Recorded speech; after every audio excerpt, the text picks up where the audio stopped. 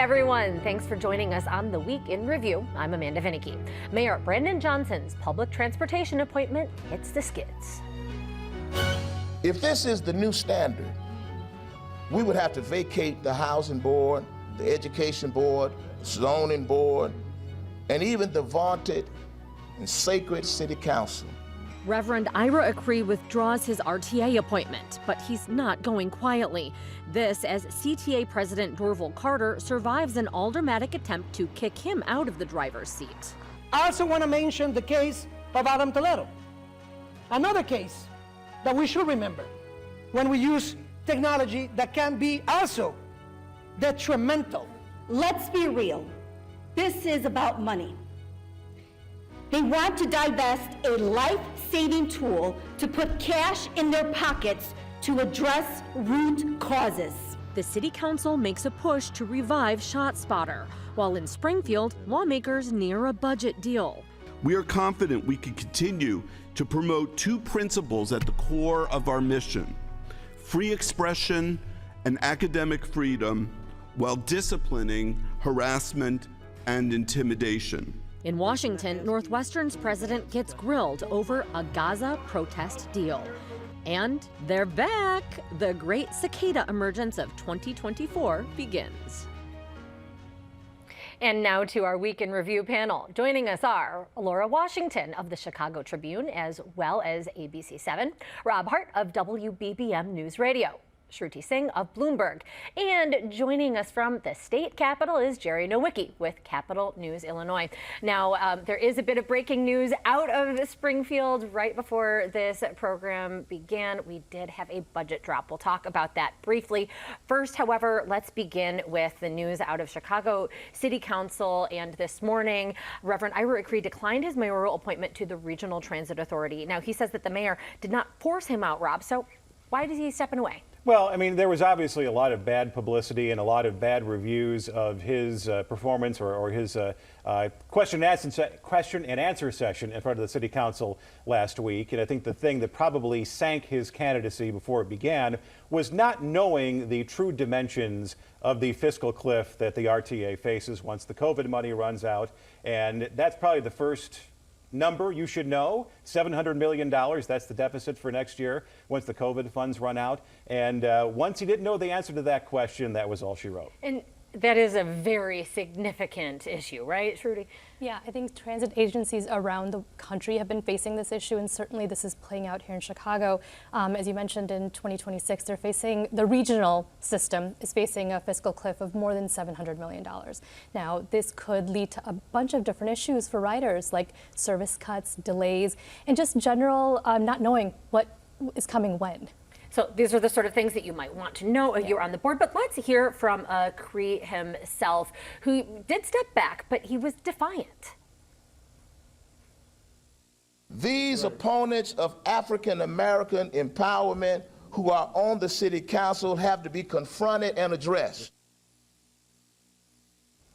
Now, Laura, to you, what do you suppose that he meant by that? And is this opponents of African American empowerment? And if so, how could that be addressed? Well, he's suggesting that most of the people that were against his nomination were not African American, were not interested in supporting the community. I don't know that that's true. I do know that he wasn't prepared. Now, that's not entirely his fault. I mean, he is not a transit expert. No one expected him to be. There are many other folks from the community representatives who get appointed to these boards, but he wasn't prepared. And I put the blame there as much on the mayor and the mayor's staff as I do on him. You don't make it a major appointment like this without making sure things are lined up. Yes, he's from the community. Yes, he represents the community. But I was also intrigued by the fact that he said he doesn't take the CTA regularly. He said, he doesn't need to take the CTA because he has a car. Again, this is the problem with the elites running the system for so long. We need more people who not only are from the community and understand the needs, but are actually using the services.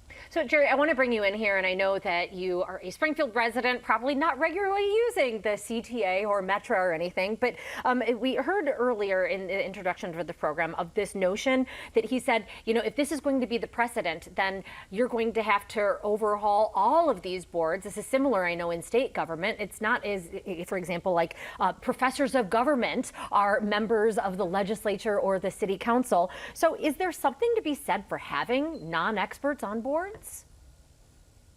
I think it's always good to have a variety of perspectives on things when you're trying to solve, especially the scale of problem that you have with the $700 million budget deficit. But that there is something to say, I think, to him not having been briefed on that, or him not having that information, because I remember us reporting about it certainly last year, maybe even the year before that, and it's just something, it's been out there and it's been reported, so could have probably been not a briefed about that surprise better. that public transportation was in a world of financial hurt. Let's move on to Dorval Carter, because the Acree situation perhaps got so much attention, I wonder in part because of frustration with other public transit issues, namely the CTA and its leader, Dorval Carter. We had a majority of the city council backing a resolution that called for him to either resign or be fired. What happened, though? Well, there is a great, well, first off, I think the initiative was tabled, but the situation, which has been building for years, is a great deal of rider frustration from the CTA about poor service coming out of COVID-19, and some of which you could argue was not necessarily the CTA's fault. Everybody had to deal with the disruption in jobs and people finding other lines of work. The whole Great Resignation hit everybody, and bus drivers and CTA train operators don't grow on trees. You have to hire them, you have to train them. This is a specialized form of work. So when it came time to bring everybody back and staff up to meet the greater demand for public transit, once vaccines were introduced, those people simply weren't there. Now, I was looking throughout the day at the headways and the CTA. I know that's always a big source of complaint about how I'm waiting 20 minutes for a Brown Line train, and a couple of years ago it was 5. And during the rush hour, the Brown Line, the Blue Line, the Red Line, all running between 5 and 7 minutes. So that particular function of the CTA appears to be going back to the way it was. And you have ridership approaching 2019 levels once again, and in some cases surpassing it. But the big issue is going to be the fiscal cliff going forward. And Dorval Carter, if he's still in the job, and assuming how the RTA is restructured to approach this fiscal cliff, he's going to have to make some tough decisions. So, Laura, to you, is this unfair that Carter is getting all of this attention, that everybody, it seems like in Chicago, knows his name, when this is an issue? We've talked about it a couple of times already, this program, that public transit agencies are facing nationwide. Yeah, but I think that there's been a longer recovery in Chicago than you've seen in some other cities, and I think that the money is there. I think that the hiring, come back on hiring is slow, but I'm a regular CTA rider, and it's not just the regularity. It's you just never know when a bus or a train is coming. The information on the bus trackers is often inadequate, and it's also an issue of cleanliness. It's an issue of safety. Those are all the issues. Smelly, I've got to say.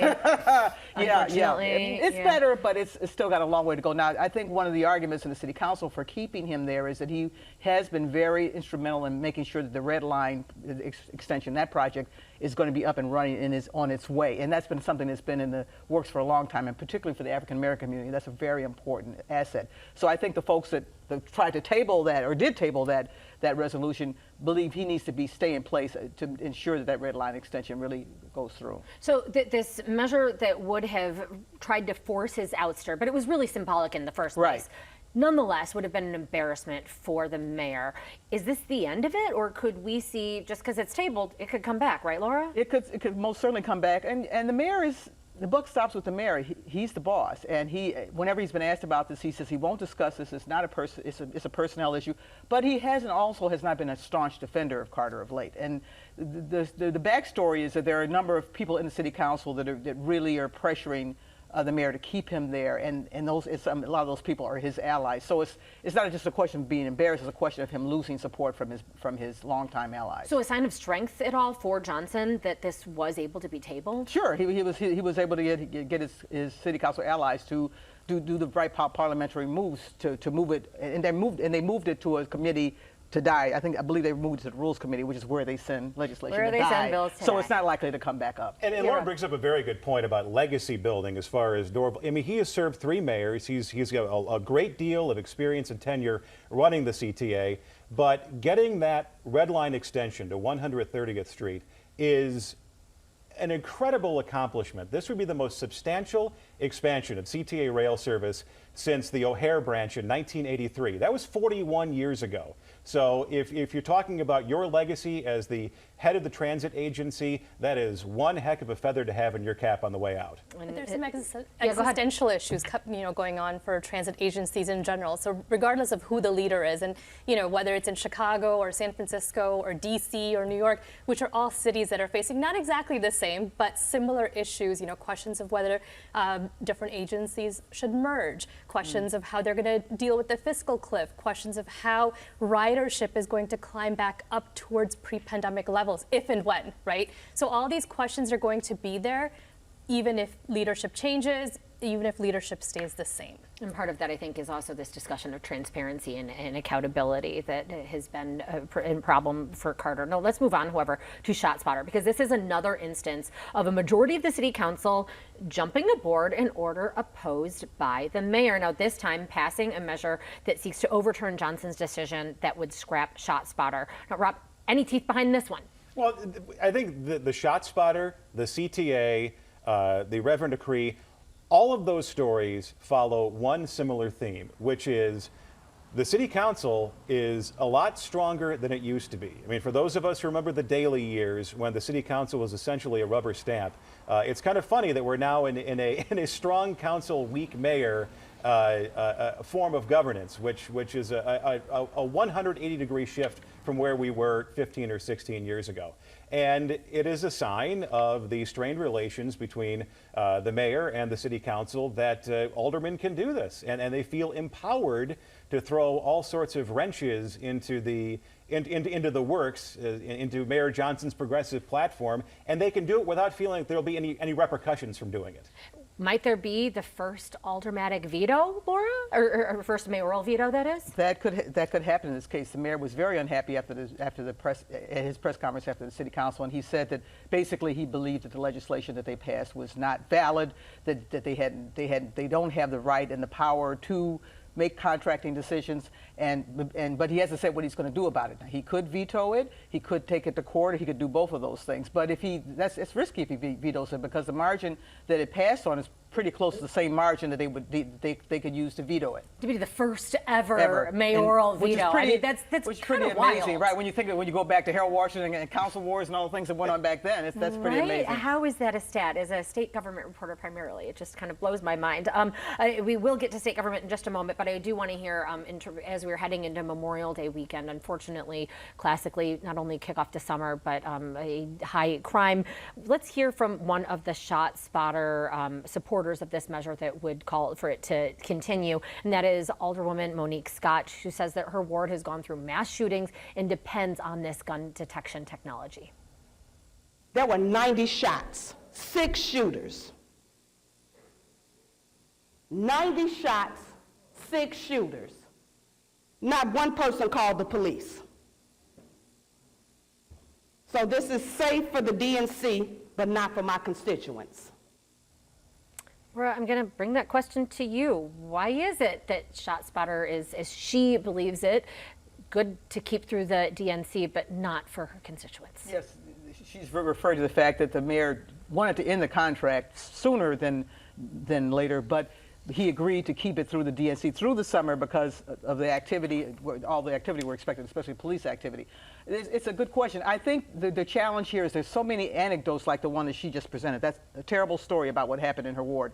There's other stories, but that doesn't mean that ShotSpotter is effectively stopping crime or effectively alerting police in ways that they can detect crime. So the question is, where is the data? And I think that's what the city council is asking. We need more data, we need more analysis before we can decide how effective it is for our communities.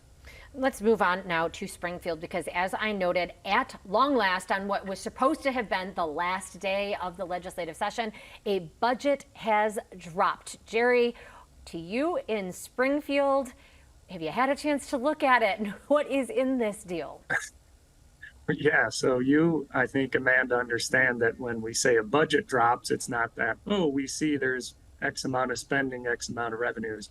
No, we get 3,000 pages where each line item is appropriated individually. So I've had a chance to look at it, but not all 3,000 pages. But from the breadcrumbs that they gave us earlier today, it sounds a lot like it's going to be pretty close to what the governor had proposed in February, which would be right around 53 billion in spending, with maybe a billion in added revenues from various sources, like the increased sports gambling tax. Now that one we definitely got to watch and see whether it's changed, whether it's scrapped.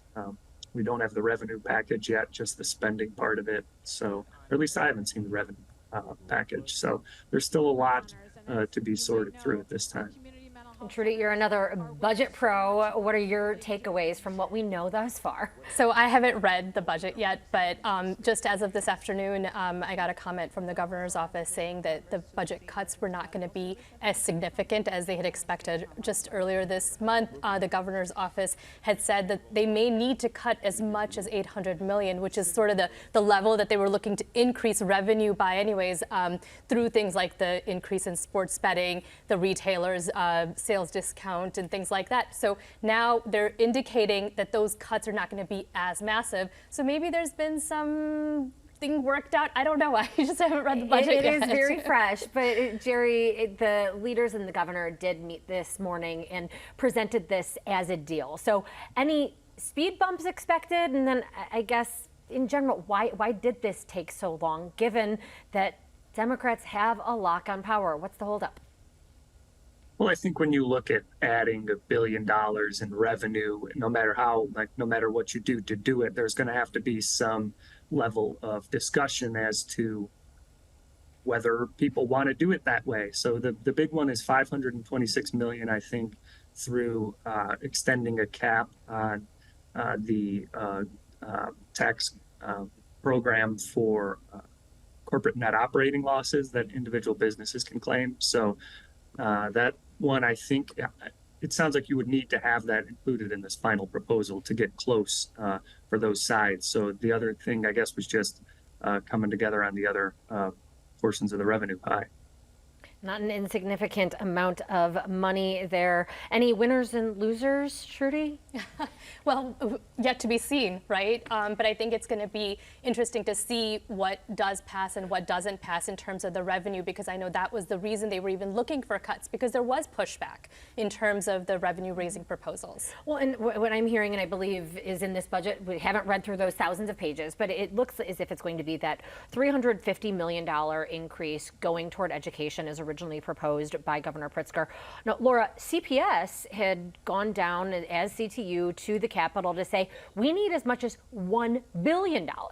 Apparently not getting that or even close to it. So what does this signify for CPS? Well, they did back off of that. That $1 billion was sort of a fantasy number, and they did back off of that. But I think for I think the 350 is pretty close to what the governor originally proposed, and given all the other balances and needs in the budget, it's probably the best that they can get, and it is an increase. So I don't think CPS or the teachers union are going to be happy with it, but it is what it is. And also related to CPS, we have this president of the state Senate really tabling a measure that had gotten a lot of attention that would have protected selective enrollment schools and also put a moratorium on any school closures until that elected school board is fully in place. Rob, can you tell us about why?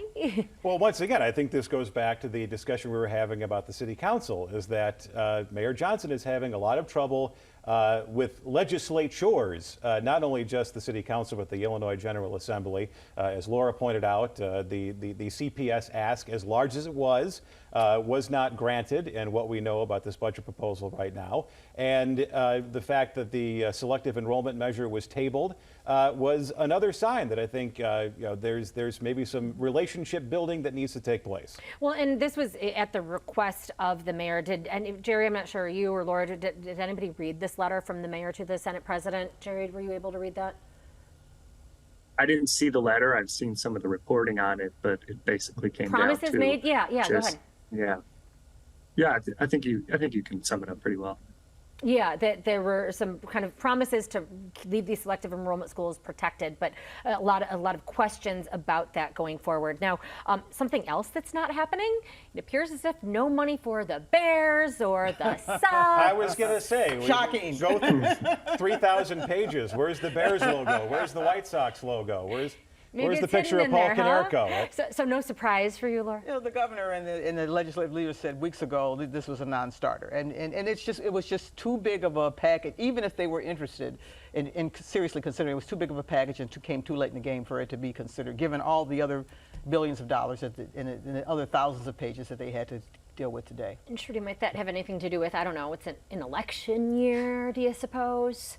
Well, I mean, I think there's a lot going on right now in terms of, we've talked about the DNC, you know, in terms of a variety of different issues related to the city. And I think there's a lot of focus right now in the city, in the state right now, is gearing up for the DNC and what's going on in the state. How are the state and city being positioned leading up to the DNC? So whether it's the Bears or whether it's anything else, I think a lot of people's focus is really like, are we ready for this? And Jerry, now over to you, because Springfield, it's not just the budget. There's so much going on there. It just bills passing back and forth. Give me one that you're focusing on. Well, I think the governor's insurance reforms, just sort of limiting these step therapy things, limiting utilization management, where maybe you're directed to a lower dose, less effective prescription by your insurance company than the one that your doctor wanted to give you. And then the proposal to ban what's they've been referring to as junk insurance, or the short-term limited duration insurance plans, which, you know, there's been a lot of talk about that, but basically those advanced out of the Senate, and they're looking pretty well likely to go back to the House for concurrence and to the governor's desk eventually. So a lot of consumer protection sort of legislation, and then the budget without any major tax hikes that will hit folks' pocketbooks. Jerry, Republicans going to be on board? No, that was one of the things we learned today. There was about a half-hour meeting between Republicans leadership and Democratic leadership in the governor's office, and they took about 3 questions. The Republican leaders say, you know, what we learned in there was Democrats are going to go about this alone again this year. They clearly don't want our support, and they didn't even have any numbers on paper that they were given, just some top-line descriptions of revenue and stuff. They didn't get into it, but basically they said, we're waiting, just like you, to see the budget, which, you know, just dropped maybe half hour ago. But in general, the GOP disappointed with the level of spending increases and calling this the highest spending budget ever. Let's go to Cook County. Shruti, the assessor, is out with a first run of assessments of properties in some dozen or so neighborhoods. Good news, or what does this mean for property owners, homeowners? I mean, I think it depends on who you are, right? So the Cook County Assessor's Office this week released their evaluations for the biggest portion of the city, which is the West Chicago Township, and that includes more than a dozen neighborhoods. And it's a very diverse group of neighborhoods. It go all the way from Bucktown to Little Village to West Loop, which includes the very booming Fulton Market area, where we've seen headquarters such as McDonald's move. We've seen since like 2018, we've seen Google's regional hub being placed there. So overall, the assessment of commercial and residential was up 27% for this particular township. 27%. And that's just the not assessed insignificant. valuation. Okay. Yeah. Let's go briefly to Washington, D.C. And of the minute or so that we have left, Northwestern University president was called to testify before a congressional committee over the deal that he had made with pro-Palestine protesters. Rob, how did he handle it? Did we see how the Harvard president forced to resign after she had a similar hearing? Well, according to the people who follow higher education and administration, they say he acquitted himself fairly well. He did not commit any career enders, as we saw in the cases of the leaders of other schools. And this seems like a situation, regardless of your feelings on it, it seems like you're in the middle of it, trying to facilitate people who feel deeply on all sides. And whatever you do, you can't win. And especially, I think, in Washington, perhaps. I know we cover government, but is that fair to say, Laura? Well, there's a lot of grandstanding and you know, demonstrations going on in these hearings. And I think it should be pointed out that he is the only university president, certainly in this Chicago area, but maybe across the country, who's been able to come to some kind of an agreement to get students to pull back and to all sides to feel like there was some progress that was made. And we are out of time with that. So our thanks to Laura Washington, Rob Hart, Shruti Singh, and Jerry Nowicki. And we are back to wrap things up right after this. Chicago Tonight is made possible in part by the Alexandra and John Nichols family, the Polk Brothers Foundation. Additional support is provided by And that is our show for this Friday night. Don't forget, you can get Chicago Tonight and the Week in Review streamed on Facebook, YouTube, and our website, WTTW.com/news. And now for the Week in Review, I'm Amanda Vinicky. Thank you for watching. Stay healthy and safe, and good night. Happy Memorial Day weekend. And perhaps a loud one, right? If you at least have had cicadas appear. I haven't seen any. I'm disappointed. Oh, come up to Northwest Suburban Park Ridge. They're everywhere. I have like 100 I can give you right now. We can bring them. Pat, you too? Yes, and everywhere. Where are you at? We're in the West Burbs. In the Yeah. West Burbs. Yes. They're everywhere. Yes. Laura, Are we hearing? I'm in the city. Are we hearing them? Is They're it just kind of seeing them but not hearing quiet. them? I thought they were going to be louder, given that it's a double brood. I thought it was going to be louder, but it's not that loud. They're disappointing. Do you want to hear them? I was going to say, you're making it sound like that's bad news. Expecting more 17 noise. years and they let you down. That's 17 and 13. 17 and 13. Who's tried one? Anybody eaten? no. No. No. Yeah, I'm not gonna. I like them. They're too cute to eat. No, I like. Oh, I thought you meant you tried No, one. I think they're too sweet. I imagine I they're kinda couldn't do crunchy, it. yeah. Yeah, girl. Closed captioning is made possible by Robert A. Clifford and Clifford Law Offices, which is proud to honor founder and senior partner Robert Clifford, who has been named in Forbes' 2024 list of America's top 200 lawyers.